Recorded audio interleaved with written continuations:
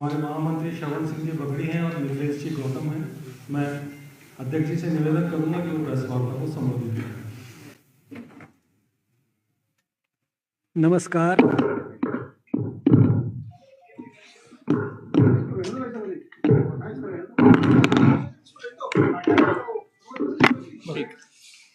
जरूरत नहीं है, बिना माइक के भी काम चल रहा है ना। चलो ठीक है। आप सबका बहुत बहुत अभिनंदन। अभी हमारी केंद्र सरकार ने विकसित भारत गारंटी फॉर रोजगार एंड आजीविका मिशन ग्रामीण ये नया बिल पारित किया था, जिसको महामहिम राष्ट्रपति द्वारा भी अनुमति मिल गई थी। ये हिंदुस्तान में एक बिल का काम करेगा। अब इस पर देखिए, सभी जानते हैं कि पहले नरेगा चलती थी, मनरेगा नाम किया, ये हम सब जानते हैं। और उसमें किस प्रकार की अनियमितताएं होती रही है ये भी हम सब के सामने है। चूँकि न्यूज़ चैनल्स और पत्रकार तो इस बात से वाकिफ़ हैं, प्रत्येक घटनाक्रम से भी वो जानकार हैं। तो केंद्र सरकार ने ये महसूस किया कि इसमें ऐसा कुछ सुधार किया जाना चाहिए कि जिससे ज़रूरतमंद नागरिक को रोज़गार भी मिल सके, रोज़गार के अवसर अधिक मिले, और उसमें कुछ सुधार करने थे, वो सुधार भी किए और व्यवस्थित रूप से काम हो सके।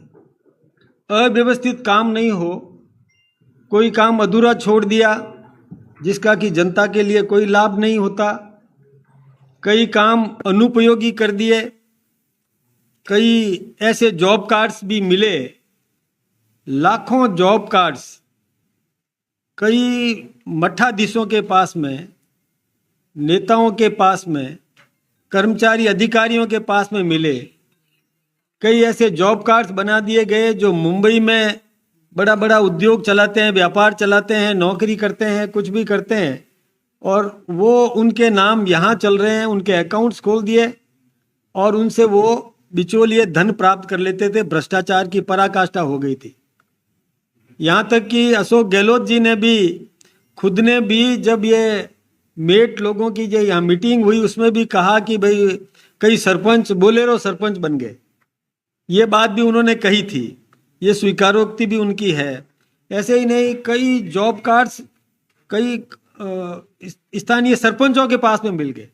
वो उनके नाम से अकाउंट खोल देते थे और अकाउंट ऑपरेट करते थे, पैसा निकाल लेते थे। तो सही मजदूर को मजदूरी मिलती नहीं थी, धन का दुरुपयोग होता था और उसकी जांच भी नहीं हो सकती थी, क्योंकि जांच के लिए भी 6% राशि उसमें और दी गई थी, जिसमें कि मैनेजमेंट के निमित्त जो व्यवस्थाएं की गई, जिससे पूरा संभव ही नहीं था। ये ऐसी अव्यवस्थित और भ्रष्टाचार की पराकाष्ठा थी। देश के गाढ़े पसीने का, हमारे नागरिकों के गाढ़े पसीने का, पैसे का दुरुपयोग हो रहा था। तो हमारे केंद्रीय नेतृत्व ने, आदरणीय नरेंद्र मोदी जी ने यह तय किया कि रोजगार मिलना चाहिए, जरूरतमंद को रोजगार सुनिश्चित किया जाए, उसकी गारंटी है, रोजगार मिलेगा और विकसित भारत बनाने के लिए सही उपयोग होगा। उसका कहाँ उपयोग होना चाहिए? पानी के लिए उपयोग होना चाहिए तो पानी का काम होगा, और कोई भी आजीविका के लिए कोई भी निर्णय करना है तो वो काम भी उसमें होने हैं। ये सब उन्होंने तय किया। विकासोन्मुख, यानी कोई कंस्ट्रक्शन वर्क भी करना है तो मटेरियल कंपोनेंट भी सुनिश्चित किया, लेबर कंपोनेंट भी उसमें सुनिश्चित किया, और उसका एक निगरानी की प्रक्रिया भी, और आधुनिक तरीके से जिस प्रकार से हो सकती है वो करने का काम किया, ताकि सही उपयोग हो, जनता के धन का सही उपयोग होना चाहिए, लोगों को रोजगार भी मिलना चाहिए। अब पहले 100 दिन का रोजगार की गारंटी थी। हमारे देश के प्रधानमंत्री नरेंद्र मोदी जी ने और कृषि मंत्री शिवराज सिंह जी ने यह तय किया कि मजदूर को मजदूरी मिलनी चाहिए, तो उसके लिए 125 दिन काम करने का, यानी दिन बढ़ा दिए। पहले 100 दिन थे, 125 दिन काम कर सकता है व्यक्ति। यही नहीं, जो बनवासी क्षेत्र है उस क्षेत्र में 25 दिन और बढ़ाने की घोषणा कर दी, यानी 150 दिन तक वहां काम दिया जा सकता है। यही नहीं, जब किसान अपनी खेती की बुआई करता है और कभी कटाई करता है, उस समय किसान को मजदूर मिलता नहीं था, तो यह तय किया कि उन दिनों में जब फसल की बुआई होती हो और फसल की कटाई होती हो, उस समय ये जो जी राम जी, वीबी जी राम जी, ये बंद रहेगा, ताकि मजदूर को मजदूरी तो चाहिए, तो वो किसान को भी मजदूरी मिल सके। इस प्रकार का उन्होंने ये तय किया। तो मैं सोचता हूँ कोई आलोचना करने की बात नहीं है। आलोचना केवल वो लोग कर रहे हैं जिनको पहले कमाई होती थी, बीच में खाने को मिलता था, अब खाने को मिलता नहीं, बंद हो गया, इसके लिए वो इस प्रकार की बात कर रहे हैं। मैं आपसे एक बात बताऊं, जी राम जी से क्या इनको ऐतराज हो सकता है? ये वैसे तो अपने आप बन गया कि guarantee, G for guarantee, R for रोजगार, ए फॉर आजीविका, एम फॉर मिशन। तो अब इसे राम बन गया तो उनको ऐतराज हो रहा है कि ये राम, मतलब अलग अलग जो नाम ले लिए, तो इसमें क्या ऐतराज है? अब नाम अलग अलग शब्दों को जोड़ने से कोई नाम बन जाता है, उसी से उनको ऐतराज है। ये मेरे समझ में नहीं आया, उनको ऐसा नहीं करना चाहिए। अब मैं आपसे एक बात बताऊं, हमने रोजगार देने के लिए, मैं आपको तुलनात्मक एक छोटा सा विवेचन करना चाहूँगा कि नरेंद्र मोदी जी की सरकार ने अभी तक, जैसे मनरेगा जो पहले चलता था, महात्मा गांधी नरेगा, उसमें पूरे देश में अभी तक केवल 11.74 लाख करोड़ खर्च हुआ था। जब से ये लागू हुआ तब से लेकर के अभी तक 11.74 लाख करोड़ खर्च हुआ, और उसमें से हमारी 11 साल की सरकार ने 8,53,000 करोड़ दे दिए। यानी काम तो हम देना चाहते हैं ना, खर्चे करने में हमने कोई कटौती नहीं की हमारी सरकार ने। यानी जब से लागू हुआ 2004 से, और तब से लेकर के उन्होंने कितना किया, वो केवल मात्र यानी 3.20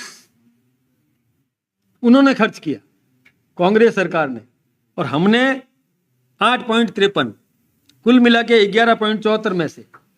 तो ये मैं सोचता हूं कि अब जहां तक नाम की बात है, वो मुझे पता है कि कई सवाल आएंगे कि आपने महात्मा गांधी के नाम को क्यों चेंज किया।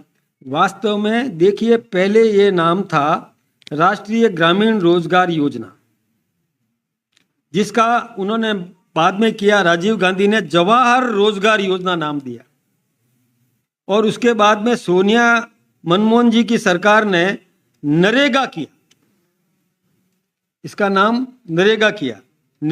वो उनका नरेगा का मतलब कोई और। फिर बाद में 2005 में मनरेगा किया। यानी नाम तो ये बार बार बदलते हैं। तो जवाहरलाल जी का जब नाम बदला तो क्या जवाहरलाल जी का अपमान नहीं हुआ क्या? ये कांग्रेस इस विषय को क्यों नहीं पकड़ पा रही है और क्यों फालतू का बवेला कर रही है, ये समझ में नहीं आया। कांग्रेस ने कई नाम बदले।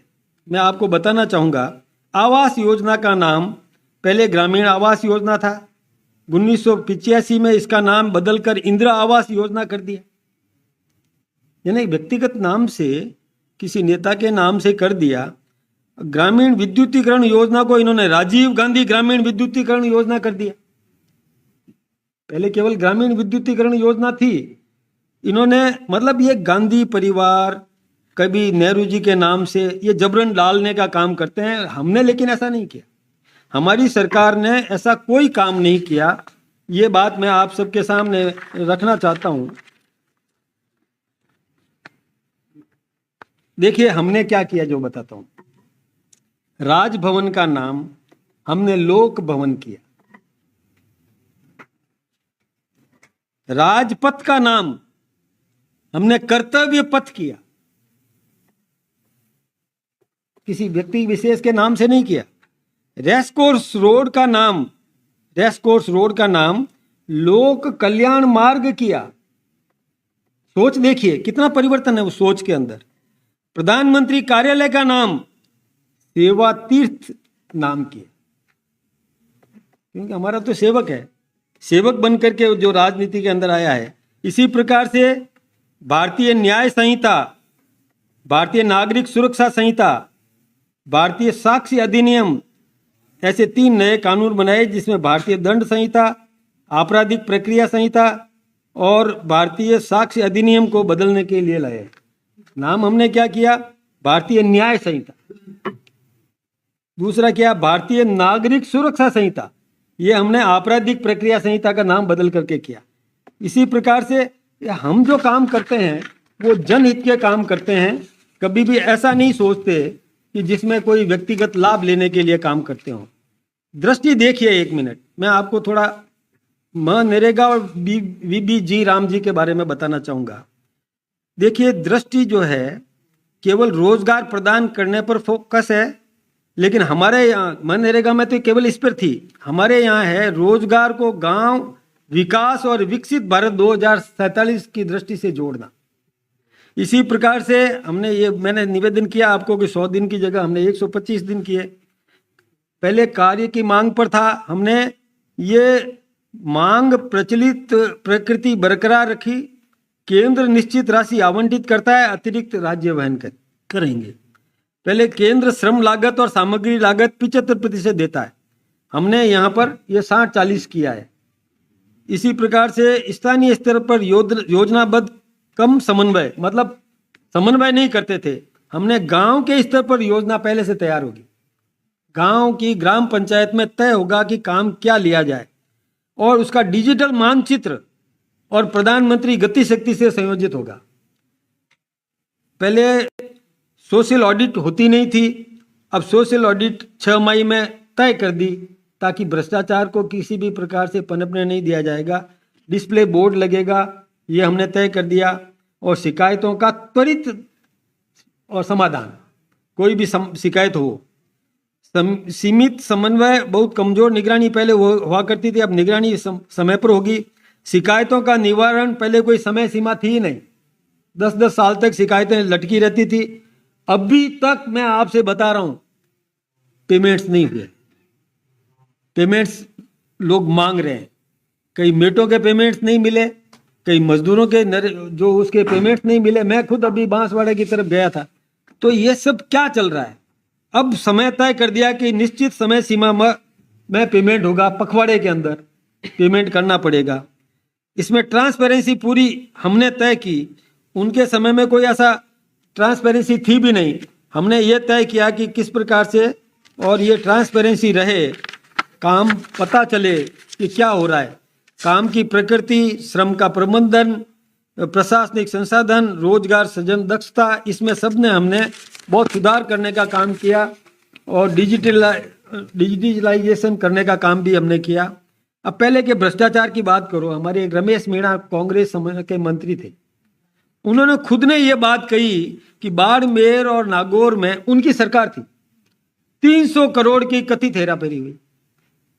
अब कांग्रेस का एक मंत्री वो ये स्वीकारोक्ति है, सोशल ऑडिट में खुलासा हुआ कि बरियाड़ा, आरंग, बलाई, इसमें किस प्रकार की स्थिति रही, कहाँ पर किस प्रकार की गड़बड़ें हुई, ये सब चीज़ें जो है ये जनता के सामने है।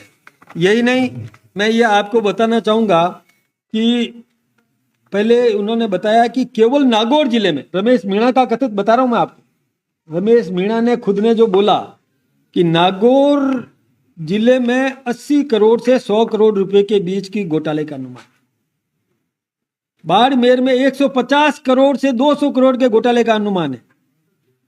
ये रमेश मीणा का स्टेटमेंट है।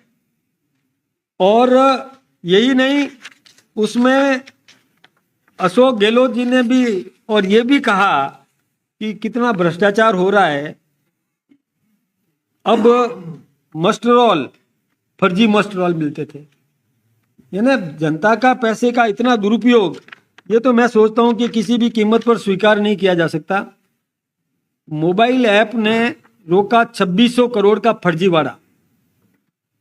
ये देखिए आप, ये सारे जो हमें आपके समाचार पत्रों में भी आया है, कहीं पर ये मतलब मेट ब्लैक लिस्टेड किए गए 1700, 500 से ज़्यादा अधिकारी कर्मचारियों के खिलाफ नोटिस की कार्रवाई हुई जिनमें इनकी मिलीभगत साबित हुई। ऐसे केसेज हैं जो मैं मतलब यही देखिए शिकायतें कितनी आई देश में। ये मनरेगा में 10,51,000 से अधिक शिकायतें दर्ज की गई, 10,51,000, और नाम कई बार रिपीटेशंस, वही नाम 60 वर्ष से अधिक आयु के लोगों के नाम, 80 वर्ष से 93 वर्ष तक के लोगों के नाम। आप कल्पना कर सकते हो कि 93 वर्ष का व्यक्ति क्या काम कर सकता है, लेकिन उसका कार्ड जॉब कार्ड बना दिया। मैंने निवेदन किया कि कई लोग बाहर व्यापार करते हैं, यहाँ है ही नहीं, उनके जॉब कार्ड पकड़े गए। और ये सब चीजें जो ऐसी है कि जो कतई बर्दाश्त करने लायक नहीं है। ये भ्रष्टाचार का पर्याय बन गया था। इस भ्रष्टाचार को रोकने के लिए जो कुछ भी करना चाहिए वो हमारी सरकार कर रही है। अभी बंगाल की बात करूं, बंगाल में मनरेगा बंद करनी पड़ी। क्यों बंद करनी पड़ी? कि 85 लाख कार्ड पकड़े गए। क्या बताएं, कल्पना क्या है हो सकती है जॉब कार्ड, यानी ये मतलब पराकाष्ठा ही हो गई। 1,55,00,000 से अधिक ऐसे लोगों के नाम थे, 1,55,00,000 से अधिक नाम ऐसे लोगों के थे जो मैंने आपको बताया कि जिसकी उम्र का मतलब कि किसी भी कीमत पर वो काम ही नहीं कर सकते। मैंने एज आपको बताया कि 93 वर्ष तक की उम्र के ऐसे नाम इनके उस समय के जोड़ दिया उन्होंने। ऐसे ही कई फर्जीवाड़े हैं। 13 करोड़ फर्जी कार्य दिवस, मतलब जो वर्किंग डेज नहीं है, लेकिन 13 करोड़ से अधिक फर्जी कार्य दिवस ये भी पकड़े गए।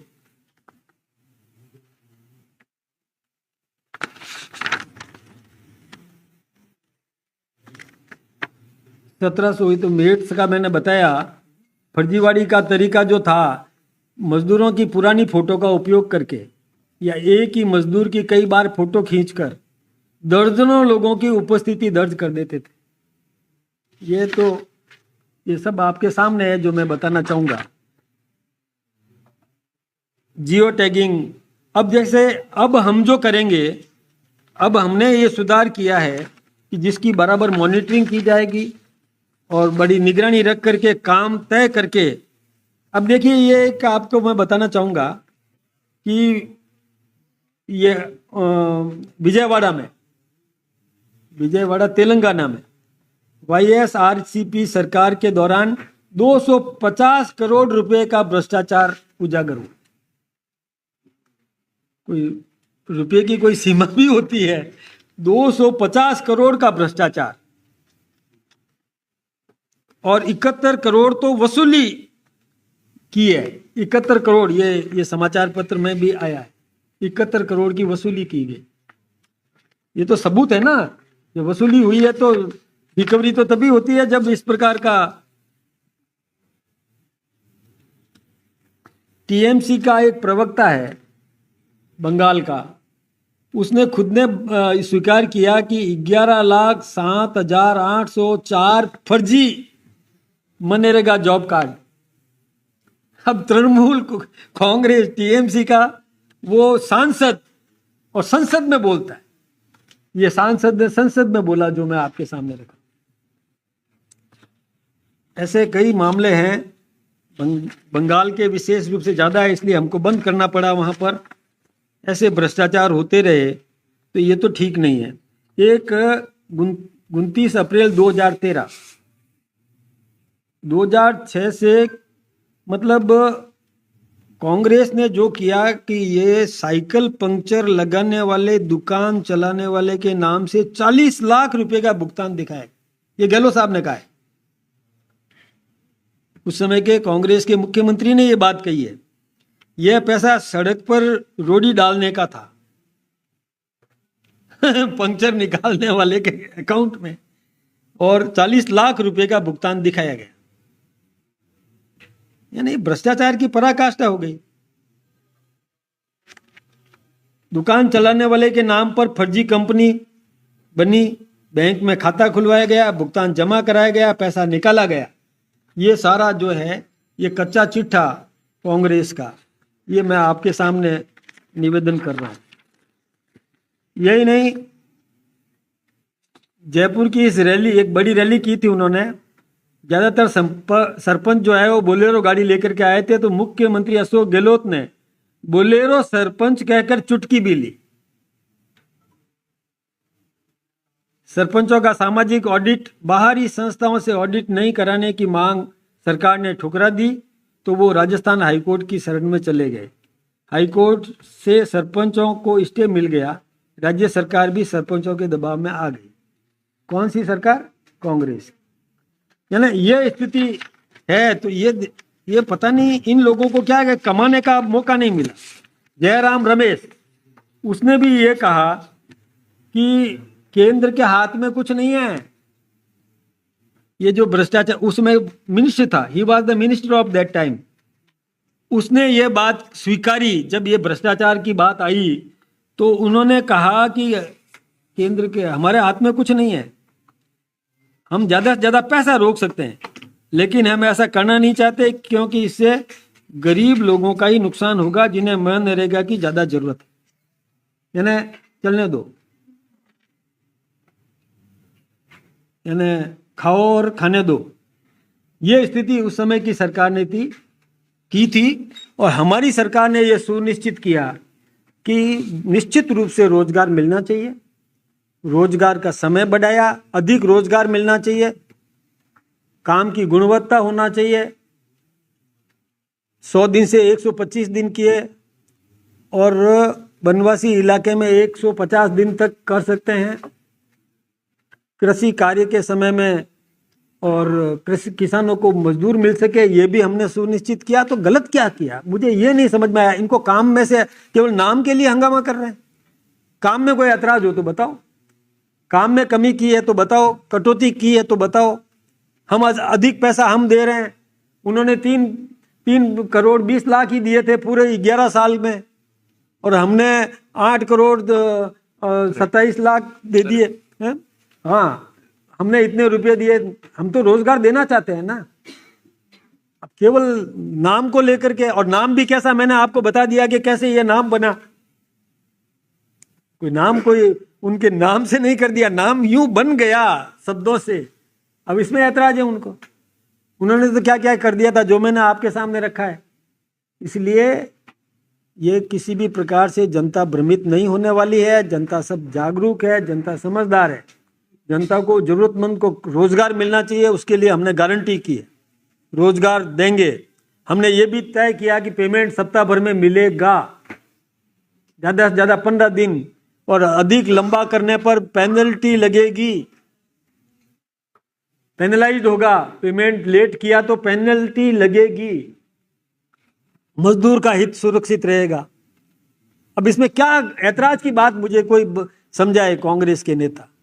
अब उनको क्या है कि पहले तो हंगामा करते थे अरावली के नाम पर, अब वो उनका हंगामा फ्यूज हो गया, सारी हवा उनकी निकल गई। तो अब इसको लेकर के और बीबी जी राम जी को लेकर के और इसी में और लगा रहे हैं। कोई सकारात्मक काम करे तो समझ में आता है, पॉजिटिव काम करे। विपक्ष है, विरोध करे, कोई चिंता की बात नहीं, लेकिन विरोध भी सही तरीके से करे, फालतू जनता को भ्रमित करने का काम नहीं करे। ये बात बिल्कुल सही है कि अब सीधा पैसा खाते में आ रहा है। मोदी जी ने बिचौलिए का पैसा रोक दिया। राजीव गांधी कहते थे मैं 1 रुपया भेजता हूँ, 15 पैसा नीचे पहुँचता है।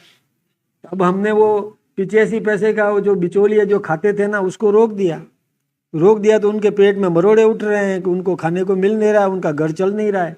इसलिए उनको तो चाहिए कि हमको ये चलने देते, हमें क्या है, ये नई चीज़ क्यों ले आए, क्यों जांच हो रही है, क्यों काम तय कर रहे हो।